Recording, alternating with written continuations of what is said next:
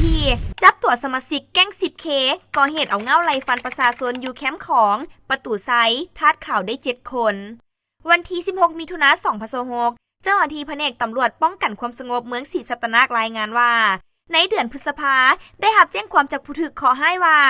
กลุ่มคนให้ขับขี่รถจักรมีประมาณ8-9 คนพวกเกี่ยวขับขี่รถเลาะตามแคมป์ของประตูไซทาดขาวแล้วก่อเหตุเอาเง่าไล่ฟันประชาชนเห็นว่ามีมูลความจริง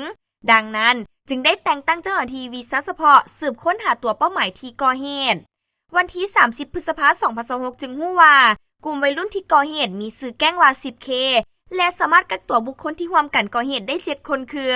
เท้าเฮคามอายุ17 ปีและเท้าไม้อายุ15 ปีทั้ง2อยู่บ้านสะพานท้องเหนือเมืองศรีสัตนานครหลวงเวียงจันทน์เท้าร้อยอายุ17 ปีและเท้าสมศรีอายุ16 ปีทั้ง2อยู่บ้านเสียงด่าเมืองเซเสถานครหลวงเวียงจันทน์เท้าบุญเทียนอายุ17 ปีเท้าโบอายุ17 ปีและเท้ามณีไซอายุ17 ปี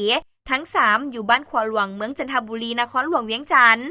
ผ่านการสืบสวนสอบสวนพวกเกียวได้รับสารภาพว่าพวกตนมีสื่อกลุ่มว่า 10K มีสมาชิกทั้งหมด20 กว่าคนแต่ละมือแม่นจับกลุ่มกันขี่รถจักร8-9 คนลอยย้ำกลางคืนอยู่เส้นทางแคมป์ของเขตอนุสาวรีย์ประตูไซนครหลวงเวียงจันทน์พบเห็นวัยรุ่นยางตามแคมป์ทางแม่นไซมีดเงาดึกแก้วใส่และได้ขี่รถเลาะซอกกลุ่มวัยรุ่นตามสายทางผ่านมาเคยก่อเหตุมาแล้วหลายครั้งคือ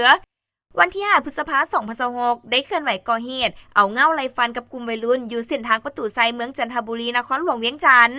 วันที่6พฤษภาคม2026เคลื่อนไหวก่อเหตุเอาเง่าไล่ฟันกับกลุ่มวัยรุ่นอยู่เส้นทางเข้มของหลังโรงแรมดอนจันเมืองศรีสัตนารได้รับบาดเจ็บ2 คน